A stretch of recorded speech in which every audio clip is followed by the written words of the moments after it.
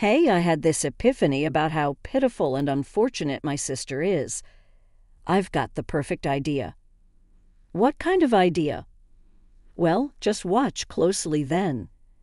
Jessica, dressed in an extravagant wedding gown like one she would wear to a wedding, gestured lightly to the event's half for a microphone. When she received it, she turned to the assembled guests and announced confidently, "Would anyone care to take my sister off our hands? She's not particularly highly educated, and she's getting on in years, isn't she?" After these words, the sister looked over with a smug, mean-spirited smile. However, she was still oblivious to the full extent of how inappropriate her actions were. The blunder she had just made changed the atmosphere in the room rapidly. Murmuring began, and some guests started to give Jessica cold looks. Yet Jessica, oblivious to it all, gripped the microphone tightly again. "Come on, sister, you need to sell yourself more. There are plenty of handsome doctors here. You really don't understand what you've done, do you?" In the next moment, an unexpected major incident occurred. My name is Emily Nichols, a plain 29-year-old working adult. I don't have any particularly outstanding features except for one unusual fact. After graduating from middle school, I pursued a career in law and obtained my attorney's license. I have a sister named Jessica, 2 years my junior. She's charming in appearance and sociable by nature, so she has always been treated specially by our family. I am not particularly noticeable in appearance, just plain, and I fit within the average range in terms of style. Moreover, I am not especially charming, so I was never much cherished by my family or relatives. I hardly felt any affection and was rather treated coldly within our home. I couldn't compete with Jessica's natural charm, and she monopolized our parents' passionate love. On the other hand, all I received were harsh looks. I worked as hard as I could in my studies, earning good grades in the hope of attracting even a little attention from my family, but I could never outshine her. Eventually, tired of striving for my family's love, I decided to take a different path, giving up on being loved. I poured even more effort into my studies and dedicated myself to studying, promising myself to find my worth. Deepening my knowledge gave me confidence, and my efforts led to visible results. I hoped that the success I achieved through academics would one day lead to a word of praise from my parents. Holding on to this faint hope, I continued to sit at my desk in my study until late at night throughout my middle school years. I always maintained the top spot in my class and outpaced the other students in every test. Despite this, not once did I receive words of praise from my parents. During those long school years, instead, I was often met with what felt like reproach for my grades. It's not just about being at the top. You need to get nearly perfect scores in every subject. Yes, even if you score 95% in science, it's not perfect. But this recent exam was really difficult. Excuses again and again. Your insufficient efforts are why you end up with such results. Mother's voice had a sharpness like ice. It's truly disagreeable. Are you intending to flaunt those less than perfect grades? All I could do was apologize.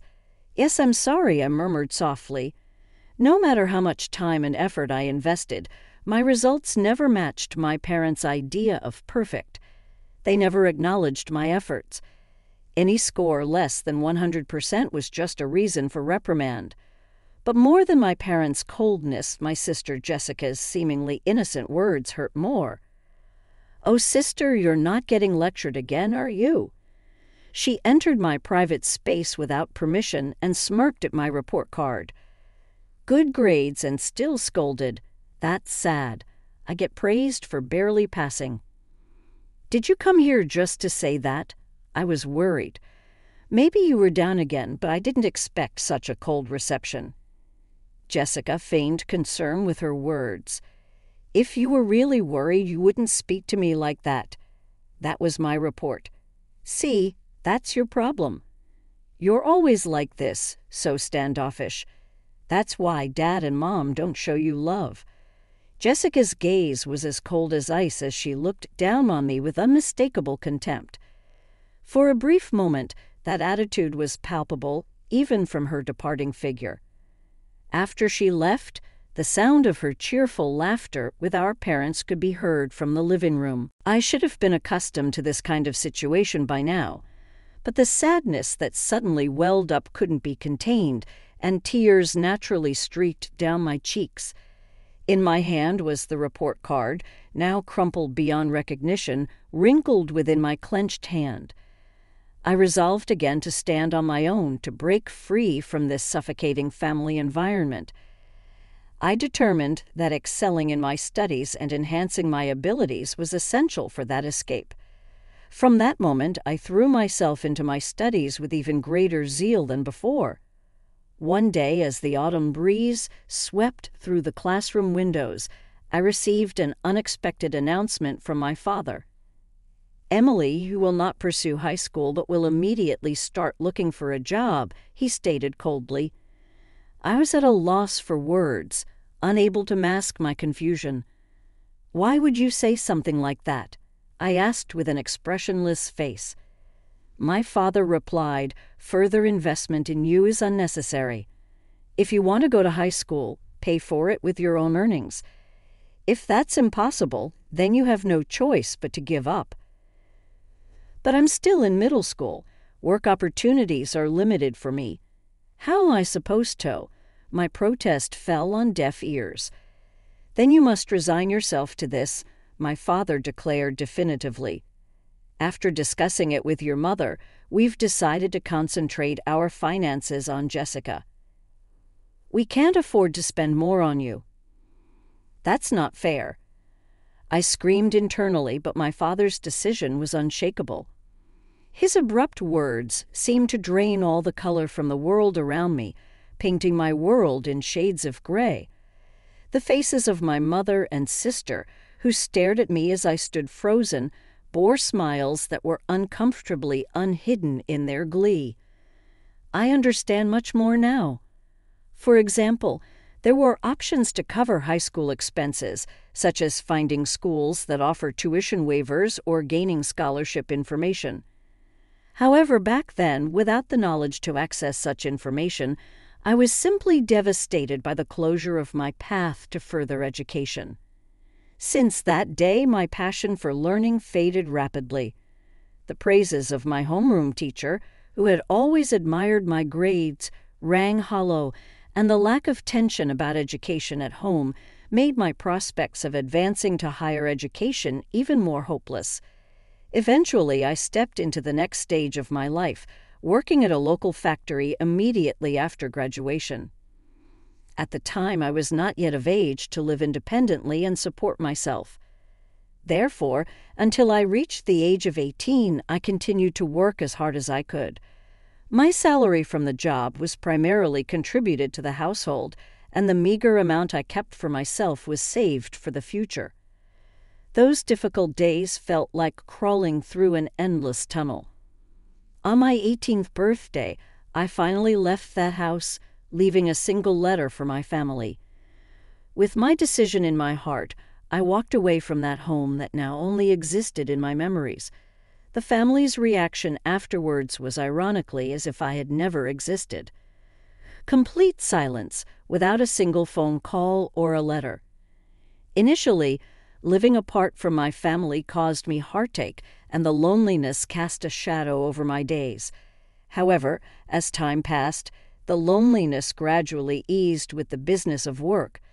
Since moving out and starting an independent life, the stress I had felt at home disappeared, and I began to experience a mental spaciousness I had never felt before. This newfound peace of mind reignited a new enthusiasm within me. I regained my former passion for academia and decided to start learning anew. As I began to study again after a long hiatus, I started with the basics, reviewing them diligently. The joy of learning filled my heart once more, and before I knew it, I was continuing my studies with ease. After that, I started to delve into high school textbooks and simultaneously began extensive reading. During my reading journey, I became fascinated by books on law, which sparked a profound interest in the legal profession. With my education having ended in junior high, the career of a lawyer seemed distant. Yet, I serendipitously learned about the preliminary examination system. This system presented a possibility, even for someone with my educational background, to take the bar exam. With this new information, my dedication to studying intensified. I utilized every possible moment at home, and even during short breaks at work, I was committed to memorizing legal terms during lunch.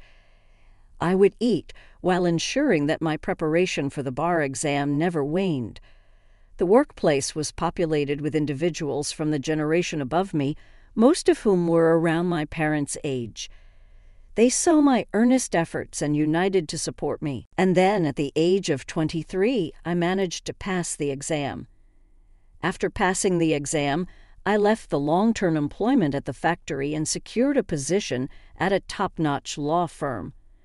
Following roughly 4 years of training there, I set out on my own to open my law practice. Now I spend my days contentedly serving as a legal consultant for a hospital. Yet sometimes I ponder, what if I told my parents about becoming a lawyer? I wonder how they would react. Sometimes I harbor the hope that now I could meet the expectations they might have had. Nevertheless, I have not shared anything with them, and somewhere in my heart, I believe I will continue not to reach out to them. However, an unexpected reunion with my family came sooner than anticipated. One evening after finishing work, I came home to find a message on my smartphone from my younger sister, Jessica, saying she was getting married. "Jessica is getting married," I murmured to myself softly. My sister, now 27, was engaged to a doctor, and I received a notification that her wedding was scheduled for next month and they wished for my attendance. Despite the long period of estrangement from Jessica and my parents, the hesitation to meet them was there. But as a family member, I couldn't overlook this significant event and sent a reply to attend. A prompt response from my sister arrived, outlining the exact date and location of the ceremony. Such cordiality. The message ended with a note, "Don't forget the wedding gift," which made me smile wryly to myself. Perhaps Jessica, rather than wanting to wholeheartedly welcome me, was expecting a wedding gift. Deciding to use the wedding as an occasion to reunite with the family and then to part ways again, I firmed up this resolution. On the day of Jessica's wedding, I donned a carefully selected blue dress and headed to the venue for the ceremony. After completing the entrance formalities, I took my seat in the area reserved for family, where my father and mother were already seated. "You have some nerves showing up here. You must be doing well for yourself with the meager earnings from the factory," my father said coldly. "Indeed, you're right. Introducing someone like her as family does not do us any credit as parents," my mother added with a tone of disdain. "Jessica shouldn't have invited someone like you," my father continued. I told them exactly that, but they insisted on receiving the celebration money regardless, my mother stated quietly. Despite my presence right before them, they carried on this conversation without any hesitation. This was the reality I faced. A faint hope that sharing my side of the story might bridge the gap between my family and me existed, but it was swiftly shattered, and I felt it crumbling inside. Both my father and mother seemed to completely avoid conversation with me. In the quiet, I glanced around the venue and noticed some familiar faces among the groom's side. Haven't I seen that person somewhere before? I mused to myself, feeling a sense of déjà vu with the person sitting next to them as well. While tracing my uncertain memory, I looked up the groom's name and my suspicion turned into conviction. The connection I had anticipated became clear. I couldn't entirely hide her faint surprise inside. Such a coincidence. It's almost like a twist of fate, I marveled. However, I decided to keep my emotions in check and spend the day quietly as part of the ceremony. As the program proceeded, the bride and groom made a glamorous entrance, followed by speeches and entertaining performances that softened the atmosphere. As time passed, the banquet gradually shifted to dinner and then to photo-taking sessions. Throughout this time, my parents got up without acknowledging my presence and moved towards the front. Where the bride and groom awaited, Jessica, as if drawn by a magnet, clung close to them, showing a happy smile with each photograph taken, while pretending to feel nothing about the scene. Folding before me, I focused silently on the meal in front of me.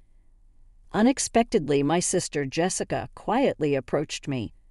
Jessica came closer with a smile, but her eyes had a spark of something more than excitement to see her sister after so many years. It seemed like she was up to something else. "Big sis, it's been such a long time, hasn't it?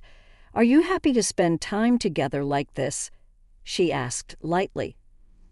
I nodded quietly, expressing my genuine thoughts. "Yes, the banquet food is really wonderful," I said with a sarcastic smile. Jessica continued, "You can't get such luxurious food at the factory you work at, can you?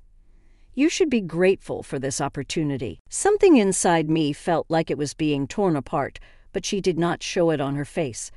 However, Jessica's words became sharper, tauntingly piercing me. "Oh dear, did I upset you? I'm sorry, but it's natural for you to be envious, isn't it? Your little sister marrying a doctor and all." The phrase, "I'm sorry," came from Jessica's mouth flippantly, as if it were a meaningless ornament.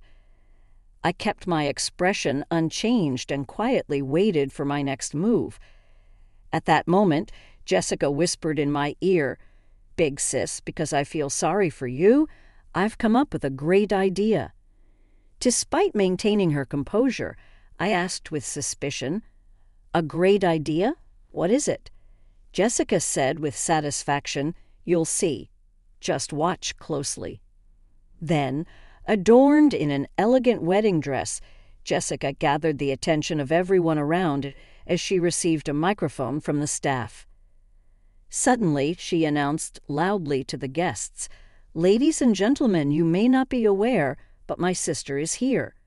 She may not have the highest education or be the youngest, but if there is anyone kind-hearted enough, could you please take her under your wing?" My face turned red suddenly. "What are you saying, Jessica?" I exclaimed. Jessica continued even louder. "Although she doesn't earn much and leads a modest life, is there someone here who can brighten my sister's future?" As the gazes of those around focused on me, the younger sister seemed to be enjoying my confusion with a smug smile. At that moment, a breathtaking scene unfolded. Jessica's blasphemous attitude escalated, and astonishingly, even her normally gentle parents chimed in with her tune. "Please treat her kindly." This frivolous comment from the parents was the last straw for me. Rage swirled within me. To ridicule a person so much and at the seat of happiness, how far will you go to be satisfied? I can't believe this, but now it's time for you to be confronted with reality. As the atmosphere around shifted and the murmurings in the venue gradually increased, Jessica, unaware that she was the center of attention once again, took the microphone cheerfully, calling out, "Emily, look. There are so many doctors gathered here. It's your chance." I maintained silence, conveying a strong will through my somber gaze. "This is the end for you." "Sure, here's the text with each sentence starting on a new line." You confused Jessica could only respond with "eh." I continued more calmly towards her. "You'll understand soon just how terrible your actions have been." Just as Jessica tried to make an excuse, the groom suddenly raised his voice to address the venue. "Wait, please. Why are you leaving your seats?" The venue was riveted by his voice. Looking towards the groom, it was evident that all his colleagues from work were standing up, heading for the exit. Even as the groom tried to stop them, A dignified man who appeared to be the hospital director spoke to the groom with determination. The recent remarks of the bride were so unpleasant that I'm in disbelief. I apologize, but we can no longer stay here. We will take our leave now. In response, the groom hurried to stop the hospital director, offering to take responsibility for her words and actions. Please wait. I admit her words were inappropriate. I'll speak to her directly and ensure she undergoes a serious change in awareness. However, the hospital director pointed out the gravity of the issue and revealed a background that the groom was unaware of. The crux of the problem isn't just that. Do you not know what kind of person her sister is? The groom, though confused, admitted he knew nothing about her sister. No, I only met her sister for the first time today, and all I've heard was that she worked in a factory after graduating from middle school. The hospital director could not hide his irritation at the groom's ignorance. Don't be ridiculous. Her sister is a respected lawyer and also serves as the legal advisor to our hospital. The groom was shocked to learn of this fact, indicating he was unaware that I was the hospital's legal advisor and the lawyer is our hospital's advisor. Not only the groom, but also the sister and parents present lost their words, because I am contracted as the legal advisor of that hospital, and the hospital where my sister's husband-to-be works is actually the hospital I work at. The reason why the groom looked familiar was that I had seen him several times at hospital events. The other guests probably came to the same realization upon seeing me. My sister's inappropriate comments only added fuel to the fire, and that's why the hospital director openly expressed his outrage. Although the groom himself is a member of the hospital's medical staff and has no direct relation to me, to the hospital director, and other staff, the legal advisor is of significant importance. The groom's face turned even redder in an instant, and he stepped toward his sister, raising his tone of voice in reproach. What on earth is this? Because of your carelessness, my reputation is now tarnished. Jessica stumbled over her words for a moment, then defended herself like a bewildered child. It's not like that. I truly had no idea that my sister was in such a prestigious position. The groom, growing more indignant, continued to reproach Jessica for her ignorance. Ignorance is no excuse, and how can you speak so lightly and disrespectfully of your own sister? As a human being, your behavior is at the very bottom. You've truly lost sight of what's valuable. Jessica, desperately trying to elicit some understanding, pleaded, "Wait a minute, listen, I have a good reason." However, the groom, without room for her explanation, declared decisively the withdrawal from the marriage itself. "I have no interest in hearing your excuses. Our marriage discussion ends here." Shocked by his words, Jessica collapsed on the spot as if her soul had left her. "Certainly, here's the text formatted with each sentence, starting on a new line." Her complexion turning deathly pale, then, in a fit of anger, the groom disappeared from the wedding hall along with the guests present. As I was about to leave, I heard a desperate cry from my sister behind me. "Please help me, Emily." But without being swayed by her cries, I confronted her with a stern tone. "Help you, you say? Why should I do such a thing for you? The situation you find yourself in is the result of the seeds you've sown. Attempting to get a laugh with a joke that mocks others and then playing the victim when it fails is a pathetic sight that I cannot accept." Jessica, fraught with confusion and anxiety, pleaded, "Why are you using such harsh words? If I had known about your success as a lawyer..." With a quiet yet firm attitude, I responded, "Why should I need to inform someone who has never contacted me about my profession? In fact, I was planning to end our relationship after this wedding. But now, having witnessed your unfortunate end, I'm somewhat satisfied. You must be disappointed that your engagement to a doctor has been called off. Well, you better work hard to find your next prospect." With these words, I left the venue with dignity. From afar, I could hear the critical voices of the sister and parents from the guests. Everything proceeded as expected, and the sister's marriage was no more. The parents, who had thought a secure future was assured through the sister marrying a doctor, expressed their anger towards her for the first time. Due to the commotion, the sister, always pampered, couldn't withstand their anger and sought salvation with a broken heart. But I ignored her pleas without any sympathy. I never answered the phone despite repeated attempts, and I cut off all methods of contact with the family. I heard that my sister had quit her job, now without employment, estranged from our parents, and spending her days shut in at home.